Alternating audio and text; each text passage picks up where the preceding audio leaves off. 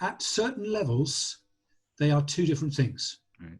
Because when you're rehearsing, sometimes your head, whilst you know the score very well, you know what you're doing with your hands. But for me, my head is reading the score. I'm seeing what I see on the score. And what I'm doing is I'm assessing that against what I hear. And sometimes you can't assess what you hear unless you're actually looking at the score. Right. So your head can sometimes be down, which is sometimes harder because it's easier and you get more connection when you're eyeballing the group.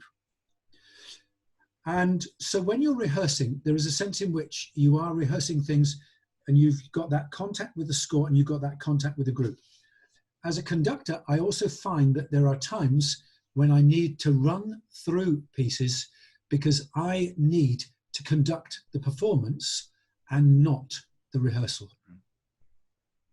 Now, it's one and the same kind of thing, but there is a sense in which, as a conductor, one of the last things that I do before any concert, before any contest performance, is that I work my way through that score from a conducting point of view in terms of how I want to express myself and what I'm doing and some of the key points, some of the key tempo issues. And I physically, I don't do it in front of a mirror. I sit down and I do it in my head, maybe at a desk with small gestures in my hands. And I think, and I work my way through the performance of a score in my head. And one of the last things that I used to do on a Saturday night before a Sunday with Boscombe, however simple the score was, and whether I thought I knew it backwards, every single score that I conducted with Boscombe was prepared, had all my markings on. And on a Saturday night, the last thing that I would do, and usually it was 10 o'clock on a Saturday night, I'd go through the meeting plan that I'd seen earlier in the work, prepare the crib sheets for the band so they knew what all the introductions were, and that I'd got the right benediction for the meeting. It's about playing the right music at the right time. But I would always go through and make sure my score was marked up. We'd rehearsed it on the Thursday, and I would make sure I'd go through, and I would go through that score in terms of what I was needing to do for the performance on Sunday morning, because I wanted that to be the best in terms of not the performance, but the way that music communicated itself. So from a conducting point of view, I think there are two very slightly different, and I don't think they're kind of complete opposites. I think they're more two kind of parallel sides of the same thing in terms of rehearsing your group and conducting and preparing for performance. And there is always that sense of preparing for performance. At music school, at Starlake those years ago, at TMS the last few weeks, I would do the rehearsals, but at least a day before the concert performances and on the day, one of the things that I would do would be to play through the piece, you know, whether it was ready or not, because I needed to conduct through it so that they knew how to piece it together. And actually that would give us an idea of what we needed to rehearse on the next time, the corners that we needed to look after. But there is always this, what I call preparation and this rehearsing for the performance that goes with that. That's really important from a conducting point of view. And that whole interactive nature of what we're doing makes that kind of absolutely vital. Yeah. Now, a couple of things earlier you kind of talked about in terms of, I'm trying to even, you know, the whole like do what I do, you know, kind of subject matter.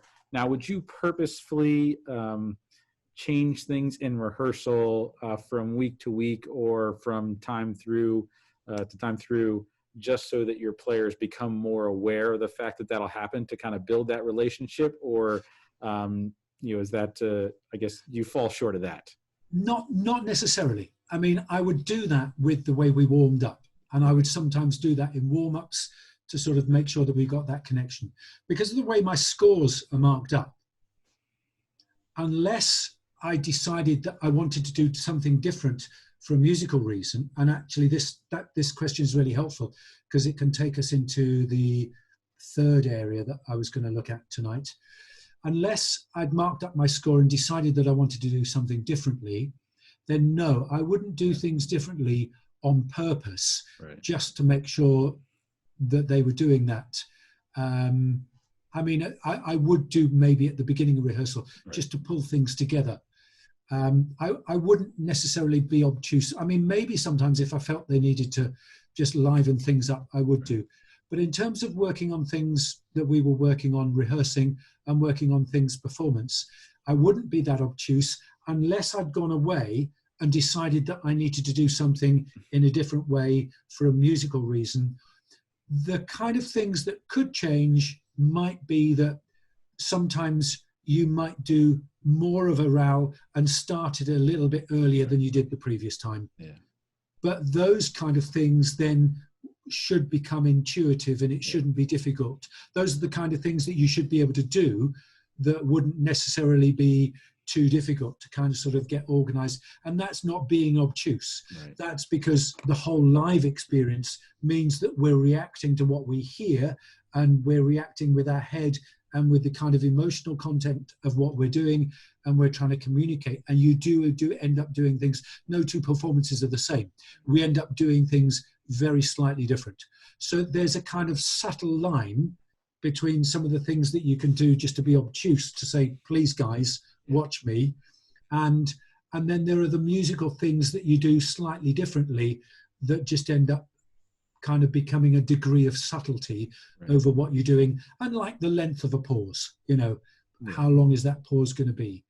Depending on what you do. I mean, on a technical level with pauses, I never just do that and stop. With a pause, my hands are always active. I might keep it straight and with my right hand with my baton, but in terms of showing that I want the air to keep going, my left hand might keep doing that, especially if I'm doing a longer pause than I've done before. Right. That gesture simply means stop.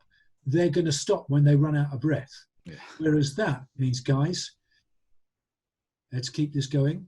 I might want a slightly longer one here. Yeah, I can feel the tension rising in the audience. That's great, because that creates a bit of tension that when I break that by doing that and coming off, there's that kind of relaxation. And that, so that, I mean, that's just a very small illustration of some of the kind of things that I would do and exactly how I might do that and be able to show that. Even a pause for me at the end of a piece of music is something that is life. We don't just get there and stop.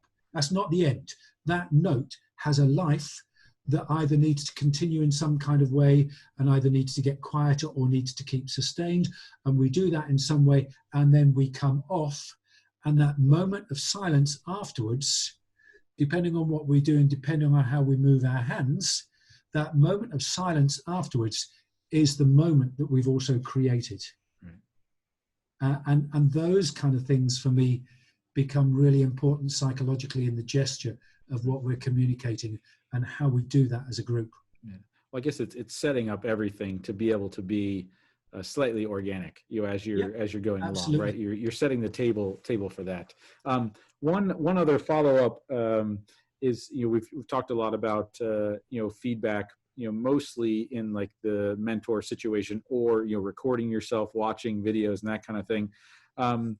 Is you ever a situation, or do you ever, you know, maybe ask your players, and not as a collective unit, but ask, you know, players, you know, what would be helpful if I did it this way, would it be helpful? Or would I do it that way? Would it be helpful? Or is that something you make the decision on your own and live with that? Or do you ever seek the input of players about how something could be communicated better, either with your hands or verbally? I think that probably tends to apply. I think instinctively, you know, as a conductor, whether something's working or not, particularly in the full band situation. I think the subtlety of what you're talking about there, it depends who you've got in your group. Sometimes in your groups, you've always got somebody who thinks that there's possibly a better way to do it and sometimes might want to tell you. It would sometimes be nicer if they spoke to you afterwards, after rehearsal, and not in rehearsal. um, that doesn't happen. That never happened too Yeah. often to me, to Yeah. be honest. But you do. Some people do have to put up with those situations. I think what you're the subtlety of what you're talking about applies when you've got solo lines. Yeah. When you've got solo lines in major works, big cadenzas in major works, or you're working with a soloist. Right. Now, the whole interactive processes of the way you work with a soloist is very much part of what you're talking about there. Right. Because there are sometimes as a soloist, and it's a long time since we worked together with Boscombe, Yeah. and I was the conductor and you were the soloist, but it's that interactive issue whereby actually in that situation, neither one of us is what you would call preeminent. Right. It's a partnership. And there are times when you as a soloist have to look after me and I have to know what you're doing, and there are gestures about the way you play or the way you pick up, even by going, and the way you pick up and how you do that, that allows me to function as a conductor. And then there are other places where I, as a conductor, need to be doing exactly the right things that you need to make it knit together with the band. And in fact, I think over the years, the situation that I've always found most challenging has been working with a soloist. Oh yeah. And working in our groups with a top class soloist.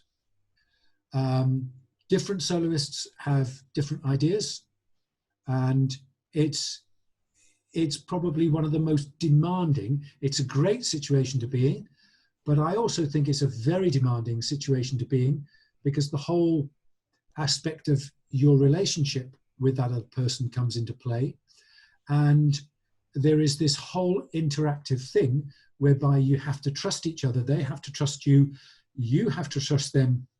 And that there is a job that you have to do for each other.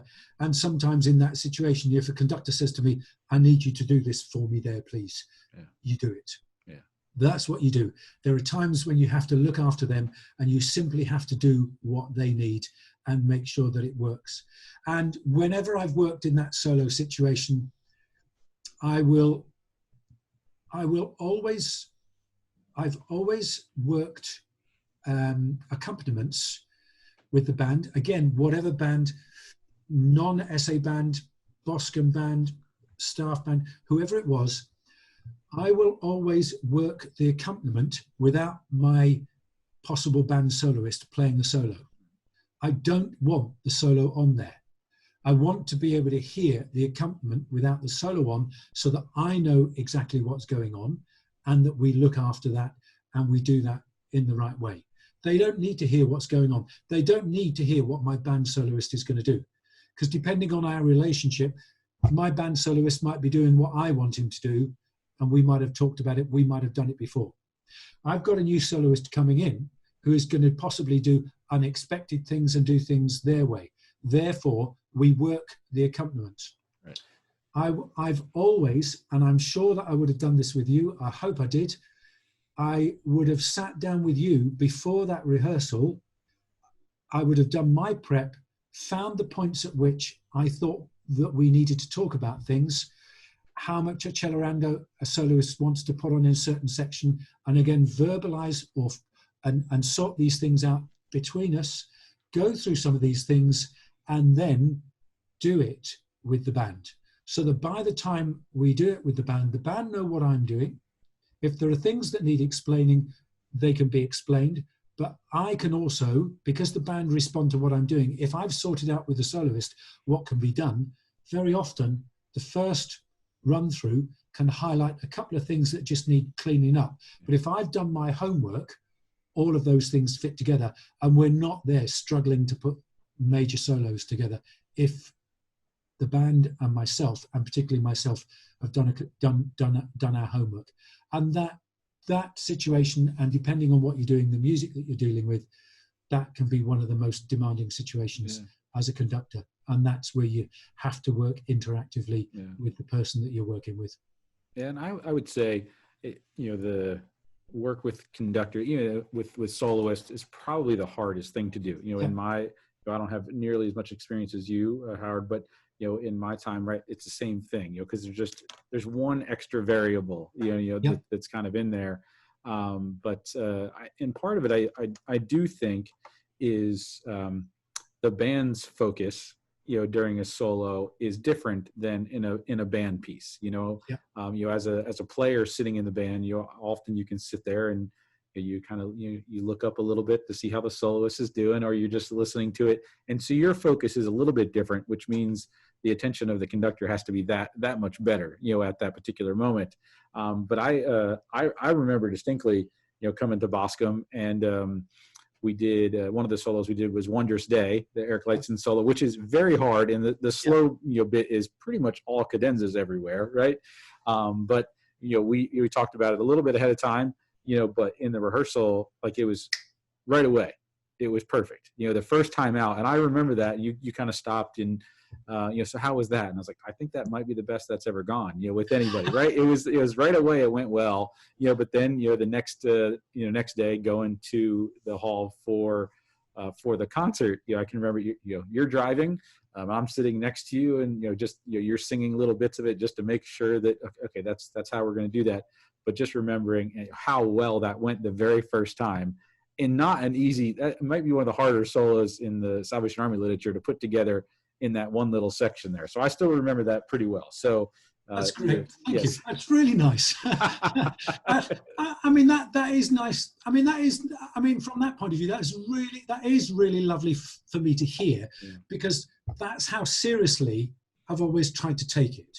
So if that's what's actually happened in a kind of real life experience, there's actually, that is, a few years ago now, that, I kind of hope that kind of expresses some kind of consistency over my approach. And I wouldn't have been as experienced then as perhaps I hope I am now, but I still never take that experience for granted and think that you can rest on that, because it's new every time. Yeah. It's new every time you do it. Yeah. Absolutely new. Yes. Well, I remember it very well. So, there you go. Good. Maybe you ought to put on an excerpt of Wondrous Day. Perhaps. I'm not sure you want to listen to me play that right about now, though. So, I'll have to find a recording from a dozen years ago or so that I'd like to put up there at this point. So, very good. That's and this is where I hope this makes sense for anybody who does kind of sort of listen to this and wants to listen to this, because the kind of discussions that we had, it kind of leads me into kind of the third area, and we've touched on that in some of the things that we've just spoken about, and that's what I call score preparation. I'll talk about it particularly from a Salvation Army perspective here, but I think it applies across the board. One of the interesting things with our Salvation Army background is that very often, most of the time, and historically, we come to works, we come to pieces, and we know how they go.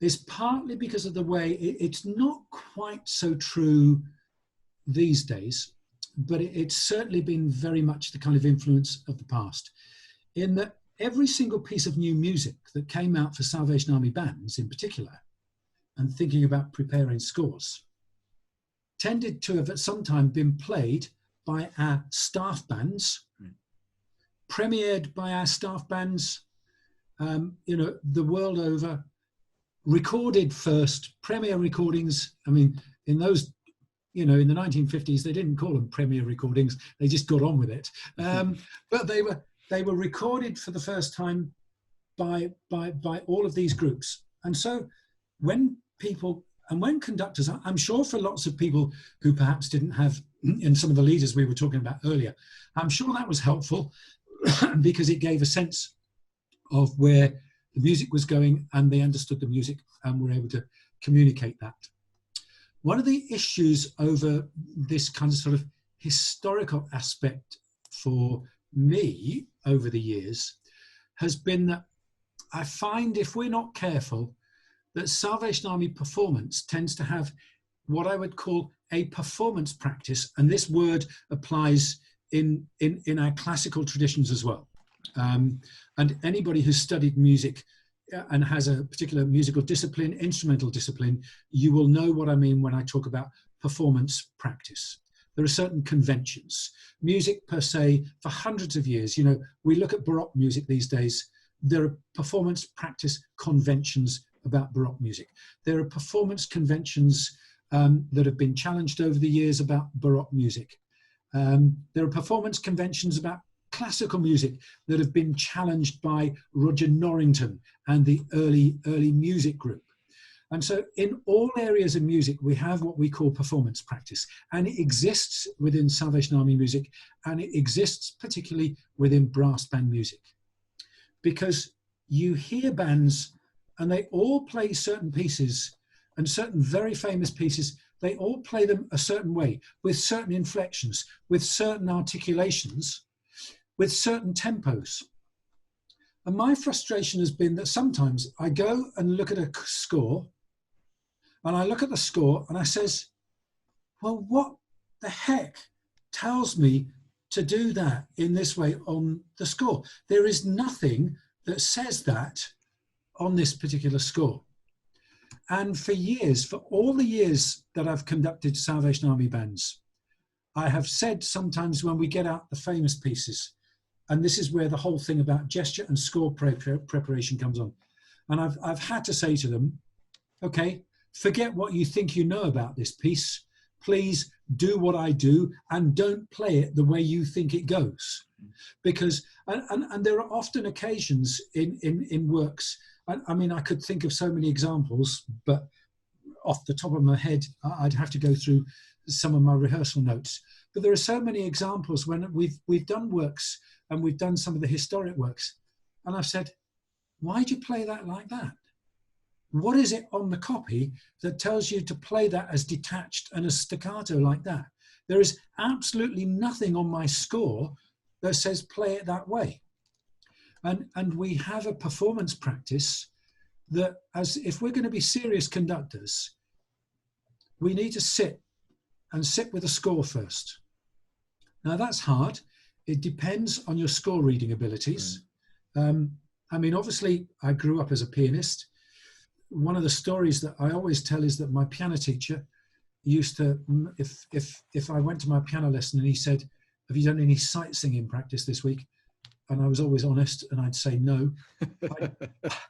I'd spend my whole piano lesson doing sight singing at the piano. We're not playing, but I'd sit at the piano and out would come the sight singing books that I've still got. And I'd spend my whole piano lesson sight singing.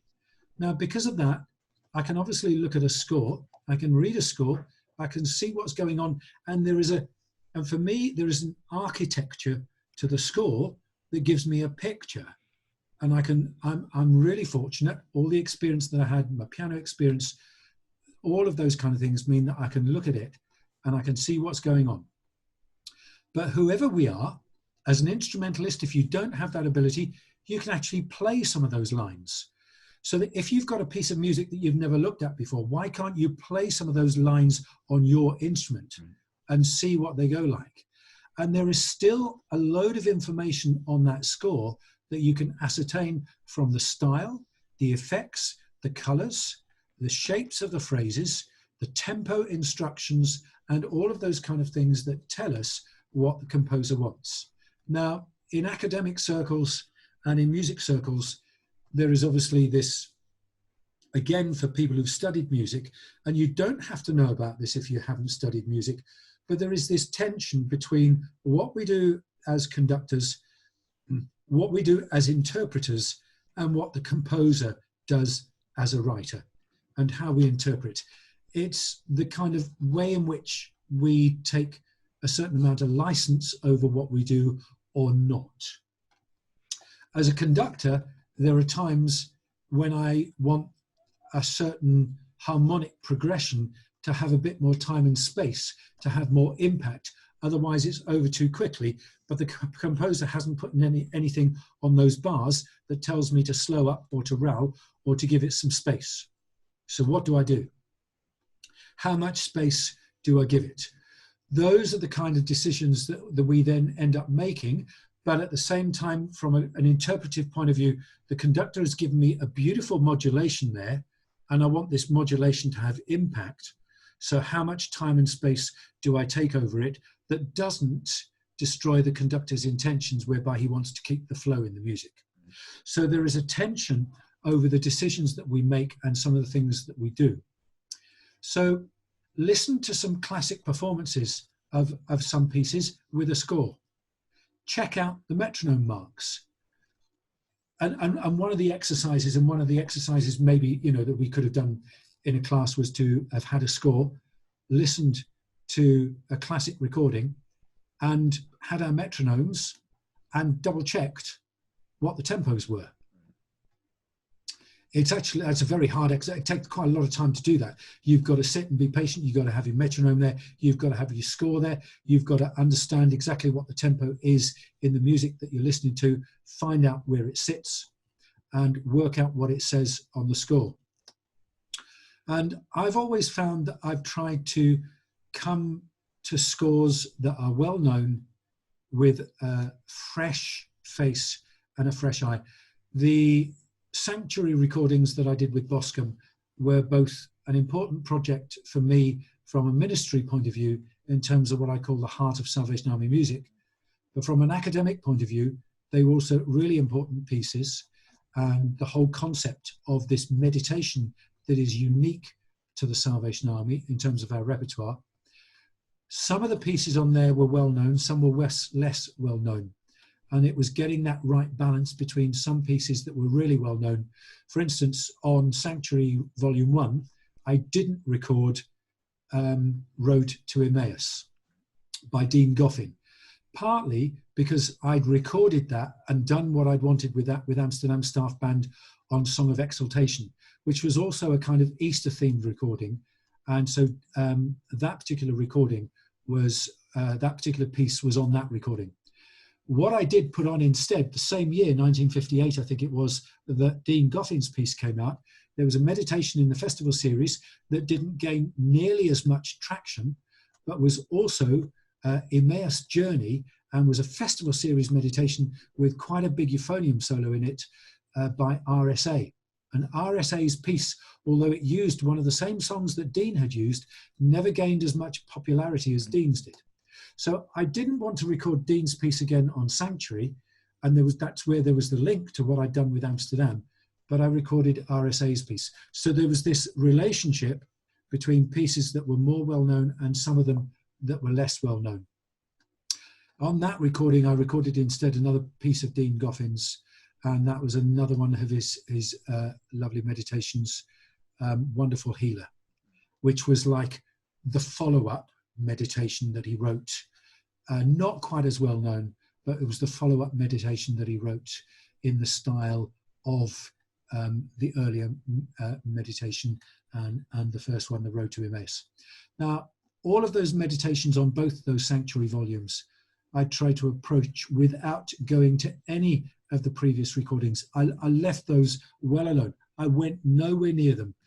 And I started with the scores, and I looked at the scores, and I found things that were, because I knew the works, I found things that people did with them that weren't there, and that I had to try and find that fresh view of the score just by looking at the score. Some of the scores I couldn't talk to the composer. Some of the scores I could talk to the composer. RSA was overjoyed that I recorded Emmaus Journey. I don't think it had ever, I think that was actually, you know, it was the 2000s, 2008, 2009, whenever that came out. It was a premiere recording. It had never been recorded before. Right. So he was kind of particularly grateful that we'd done that. So I would say whatever you're doing, and however simple you think the music is, prepare your score. I have a method of preparing scores in terms of what I'm doing. I mark everything up. I mark who I'm looking after, what I'm doing, what I'm looking after balance-wise. Every single score that I have ever conducted it's marked up in some way, however simple that score is. I can't stand up in front of a group without having done my prep and knowing exactly what I want to do with that score. one of the interesting things I was talking about, analysing scores there, before lockdown, during TYB week, the fully scored guys came to see me to do a podcast interview. I think because they've been doing online podcast interviews, the podcast interview that I did has never been edited and put out there. Not as far as I'm aware. We spent 3 hours talking about RSA's The Holy War. Okay. Now, there were a number of reasons for that. They wanted me to choose a work that I wanted to talk about. I particularly wanted to talk about that for a number of reasons. I have in my possession from a number of different sources. I think the original source, although I didn't get it from him, I think the original source talking to him the other week was Dudley Bright, in that there is an original recording of RSA's original thoughts and score for The Holy War from a Tottenham Citadel Band rehearsal, probably on reel-to-reel tape, from 1958. That's 7 years before 1965. And so it was fascinating to examine that, listen to that, find out how that related to the score that was printed. It actually shows you what went on and what must have been a huge journey that RSA went on from those original thoughts to what became the work. One of the things I did in preparation for that work and for those discussions, and I've unfortunately, this is where I'm a bit kind of whatever. There's a whole sheet there. You don't need to look at too much of the detail. There's a whole sheet there. I sat down with a few recordings and I went through and I checked the metronome marks of a few performances against what's actually on the score. Now, you've only got to look online, and you can do this with some of the recordings that are online. I went online to look at the 1965 recording. Depending on how much applause there is on there, is about 13, just over 13 and a half minutes. The David King recording with YBS is 13 3/4 minutes. It's an extra 15 seconds. Egon Virtuosi Brass go through, I'm not sure of the date of this, with Jim Williams, do it in 13 and a half minutes. The Canadian Staff Band in 1984, I think in a live performance this is, do it in just over, they shear nearly half a minute off the performance. It's just over 13 minutes. Sydney Congress Hall in 1985 is the quickest at 12 3/4 minutes. And the longest one is YBS. And there's another one with Boscombe. They did it under Jeff Otter at the Royal Albert Hall in 1984 that comes out at about 13 minutes, 40 seconds. Now, some of that might not seem too much, but it's very interesting when you compare the performances about how some conductors take some of the slow sections slower than RSA has got marked, and how they take some of the fast sections faster than RSA has marked. I remember doing this myself, and the section that a lot of people take much quicker, I think letter section, it's letter J, where the crotchet tempo is crotchet equals 108, 104, and it's at the start of the battle thing. Dum, dum, dum, dum. It's that start of the battle bit that has an accelerando a little bit later on and gets quite fast, and it moves up eventually to about crotchet equals 176. Most people start that section quite a bit faster than RSA marks it. Why? Why do we do that?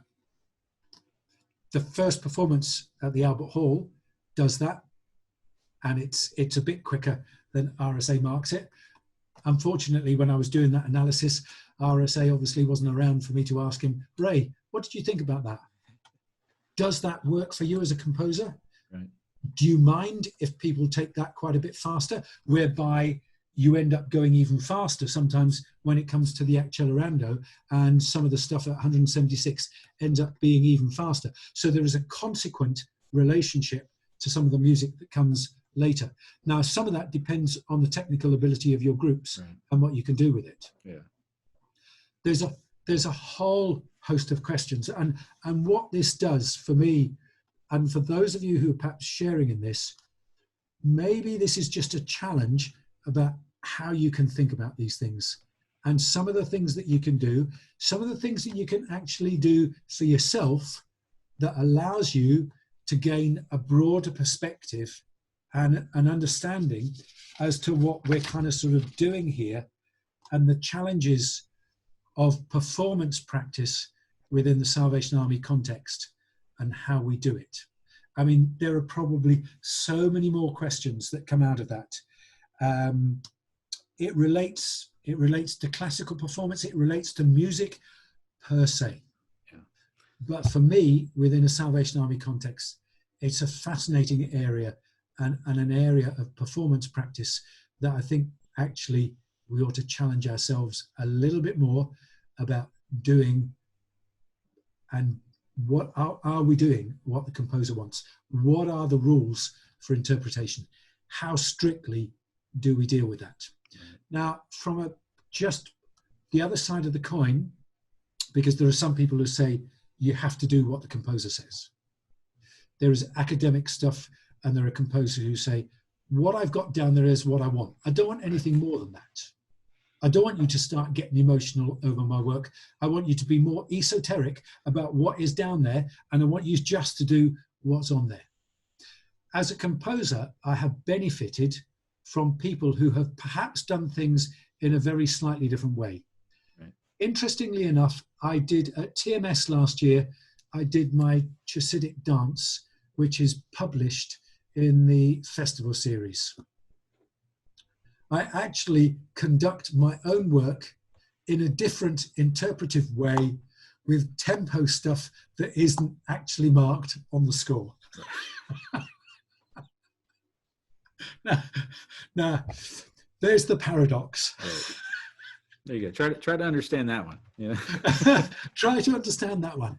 When it comes to those last sections, what I've done over recent years when it comes to doing that, there's an accelerando for the last section, and then the tempo is meant to stay the same from one particular section right through to the end.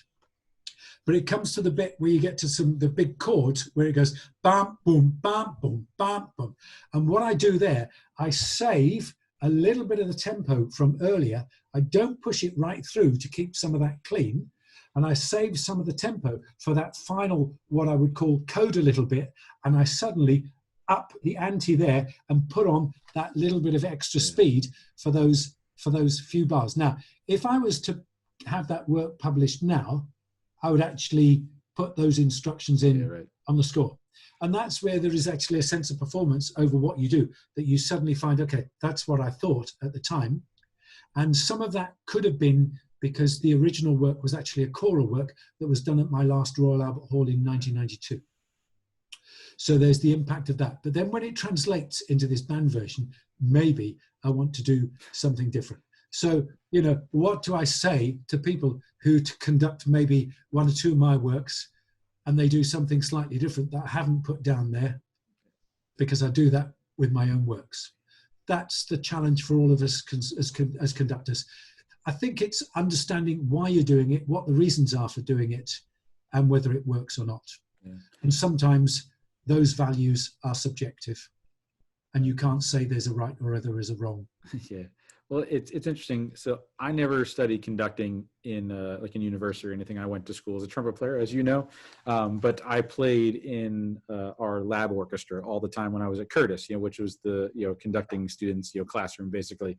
But our conducting teacher, you know, would always kind of, it was definitely in a negative context, referred to them all as, you know, conducting, you know, their record players or whatever, you know, whatever it might be. Yep. You know, that they, you know, they stood in front of the mirror, they listened to it, they, you know, did whatever, but with no actual attention to what was in the score. So he was, you know, probably every single lab orchestra, you know, rehearsal that I was in was always like, no, where did you hear that? You know, kind of thing. Where did you get that from? And just like, no, you need to be, the score is the most important thing, not what you've heard before. So that's, it's an interesting thing to kind of hear. You know, going way back in the conversation as well with those, the historical performances, you know, as a soloist, there's nothing more uncomfortable for me than kind of, playing a solo with the band, and the conductor has done the solo with another soloist, right? And it being kind of locked into like, well, no, that this is how Phil played it, so this is how it goes. That kind of thing. So it's interesting that certainly happens. And Just that from that relates. That's really interesting, because that's where, when I spoke about the interaction between conductor and soloist, there is a, if that's the mean in the middle, that's the mean in the middle between the conductor on the one hand and the soloist on the other. The pressure sometimes swings a little bit, or sometimes the pressure ends up staying one way. Yeah, right. It does do that. Yeah, but it's an interesting phenomenon. But in speaking about the preciseness of what conductors or composers expect of music or performances is an interesting one. When I was at West Point, I remember doing a recording session. The composer is there, and it's like, no, I marked it at chord note equals 79. You were at 82. It was that precise.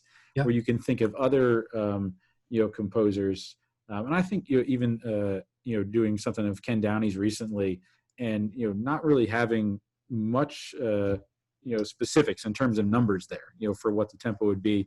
It was just more kind of up to what I thought would work well. So it's kind of all over the place, which makes it, I guess, a little bit harder to pinpoint how you're supposed to treat those specific numbers in there.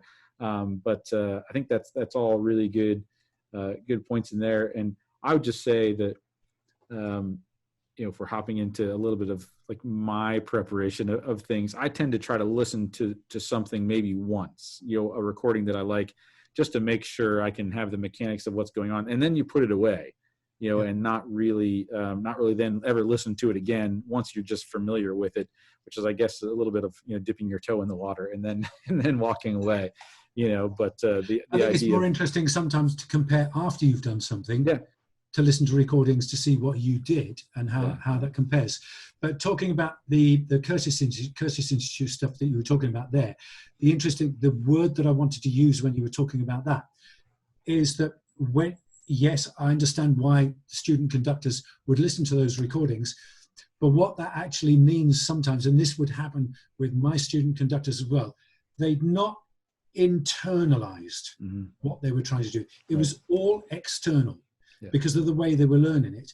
It's how you get your score preparation and how you internalize your score preparation, so that what your conducting is doing comes out of the kind of sort of internalization of what's happened, of what's happened to the score, is how that goes in so that it can come out again. And I think that's a really helpful word, is actually learning to internalize your scores. Well, I think it becomes a lot less, when you're kind of, conducting the recording, I don't want to say it's solely performance, there, right? But you're not really communicating anything. No. You're along for the ride, right? So that's the word is, you're not initiating. No, exactly. You're part of the thing. You're not the one driving the bus, as it were. There. Good. So, well, that's very good stuff there, and I think it's a challenge to everyone to maybe go through your favorite recordings of all time and see what you might do different, what is a little bit different than what was marked there, and I think a subject to that would be to actually go to the composers, obviously the ones that are living, what would you do differently now? After hearing 30 years of performances, do you like where it's landed, or would you like it, where it was originally? You know what I mean? Yeah. So very, very interesting discussion there, which we could probably sit here for hours and talk about. I think there are some things that you could talk about for a very long time and be more specific with examples. Yeah. I hope that's helpful. I mean, there's been kind of three for me. In that lot, there are the three areas that I was kind of looking at. I hope they've come out clearly. That whole business of what conducting is, and kind of learning our craft and how we do that, and some of those technical aspects that we kind of sort of spoke about initially, that kind of moved into the whole gesture of conducting and how we do that, and the whole kind of psychology of conducting and kind of what we're up to, and kind of out of that comes the whole kind of sense of performance practice. I think those are really kind of, if people want to kind of do further study, that gives three clear areas, I think. And I think the discussion does break up clearly into those three clear areas, though they follow on from each other, which is what I'd hoped, so that it all makes sense. But I hope those kind of sort of, for everybody, whether, as I say, whether you're learning something about this for the first time in leadership, or whether you've been doing it for some time, I think it's a challenge still to be trying to do it, to make it work, and to try and get it right. And wherever we are in that, that's what we're all trying to do. Yeah, absolutely. And I think for so many of these things, and for a lot of conversations that are had now in this manner, you're just, I guess you're kind of hoping to set a spark in someone, to have something, land that maybe you haven't ever thought about. It's a great time for thinking right now, right? So this is the hope with any of these, this conversation, is that there's something maybe that you've never thought about it in that way, that'll challenge you in a different way, so that when we're all up and running again, whenever that might be, that we are taking our craft, our music, and our ministry just that much more serious, right? If anybody wants to ask me any questions, they should be able to find my email address online. Either that, or they can keep them until I arrive at Star Lake next year and join the class. And we'll go over some of this stuff and do some practical stuff to go with it. Absolutely. Well, it'll be great when on that first day, someone walks in with 5 or 6 questions. You're like, so I saw that class and I'm wondering about these things. Well, I think that'll be great. And Howard, we are obviously, we're all disappointed that things aren't happening the way we had hoped to this year, with Star Lake, or whatever the camp might be, or whatever the programs might be. But certainly grateful that you've been able to join us in a couple different ways. And I'm even more excited that we've already got next summer locked up. That you're ready to go for Star Lake 2021, or I guess it would be a poster with 2020 and a sticker put over top or something like that. That has all that stuff done. But really, honestly, thank you for being with us today. And I can say that from my experience with you, and we've talked a little bit about that, that you can certainly back up everything that you're talking about. And you're very good at your craft, Howard, and certainly appreciative of you spending time with me today, and also with the collective body that'll watch this. So really just a thank you, and we're really looking forward so much to when the day comes when we're together again, next August, whatever the date might be, but looking forward to that time. Thank you. That's really kind of you. Bless you. And with that, we will say goodbye to everyone that is watching today, and hope once again that you've been able to pull something from this conversation that will make your music and your ministry that much more powerful in the days to come. So we'll say goodbye and thank you.